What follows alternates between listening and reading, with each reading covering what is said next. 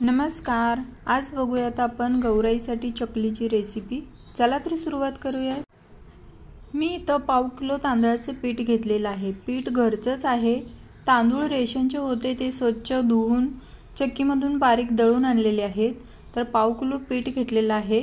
1 चम्मच ओवा घेतलेला, तो हातावरती जराशी चोळून टाकायचा, मध्ये सुवासही छान येतो। धने आणि जिरे पूड 1 चम्मच घेतलेली, लाल तिखट सुद्धा 1 चम्मच घेतलेला आहे। चवीपुरतं मीठ आणि 2 ते 3 चिमूट हिंग घेतलेला आहे। 2 चम्मच काळे तीळ घेतलेले आहेत। आता हे सर्व जिन्नस आपल्याला हाताने मिक्स करून घ्यायचे आहेत, म्हणजे एकसारखा मसाला वगैरे जे टाकलेला आहे ते पिठाला व्यवस्थित लागला जाईल।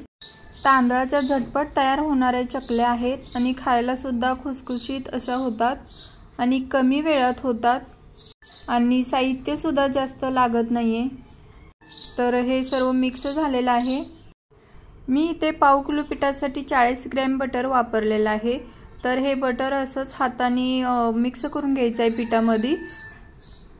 आपण भाजणीच्या चकलीला मोहन घालतो, पण ह्याच्यामध्ये बटर घातलेलं आहे। हे व्यवस्थित आता आपण पिठासोबत मिक्स करूयात आणि 2 मिनिटाच्या नंतर तुम्ही बघू शकता एकदम छान असं पिठाला लागलेलं आहे आणि पिठाचा मुटका होतोय। तर असंच करून घ्यायचं आहे आणि नंतर गॅसवरती मी 1 मिनिटासाठीच पाणी गरम होण्यासाठी ठेवलेलं। तर जास्त पाणी गरम घ्यायचं नाहीये, थोडंसं घ्यायचं गरम करून आणि थोडं थोडं पाणी असं पिठात टाकून पीठ छान मळून घ्यायचं आहे आपल्याला।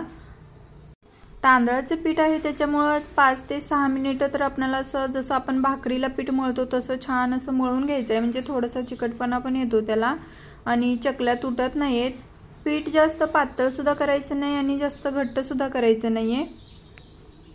पीठ जर पातळ झालं तर चकल्या तुटणार आणि तेलात विरघळणार, तर तसं काय करू नका।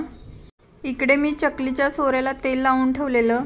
आता त्याच्यामध्ये बसेल एवढा गोळा टाकून घेते आणि सोऱ्या बंद करून तुम्हाला चकली पाडून दाखवते। आपली चकली अजिबात तुटत नाहीये, छान होते आणि पीठ सुद्धा नुसतं तांदळाचं आहे, त्यात साबुदाणा वगैरे काहीच वापरलेलं नाही आपण, तरी सुद्धा चकली एवढी सुंदर झालेली आहे। तुम्हाला जेवढी मोठी छोटी हवी असेल तेवढं तुम्ही पाडून घ्या।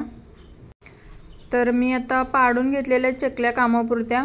इकडे तेल गरम करायला ठेवलेलं होतं। तेल गरम अगदी कडकडीत असं गरम करायचं आहे, नाहीतर मी मगाशी सांगितलेलं तसं चकल्या तेलात गेल्या तर सगळ्या विरघळून जातील, म्हणून तेल गरम झालेलं आहे। आता सर्व चकल्या सोडून घेतल्या, जास्त पण सोडायच्या नाही, जेवढ्या बसतात तेवढ्या सोडून घ्यायच्या। मोठी कढई घेतलेली आहे।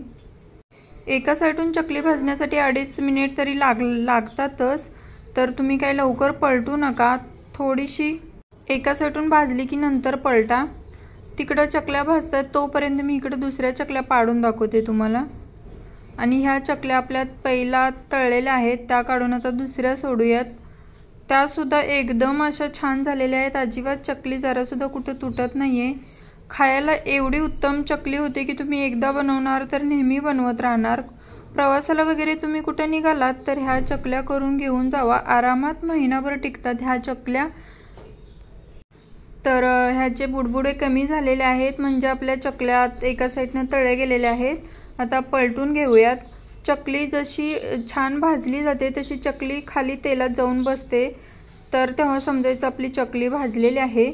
आणि मी सर्व चकल्या करून घेतलेल्या आहेत आणि तुम्ही बघू शकता कलर सुद्धा किती छान आलेला आहे, एकदम कुरकुरे होतात। रेसिपी आवडली तर लाईक आणि सबस्क्राईब जरूर करा।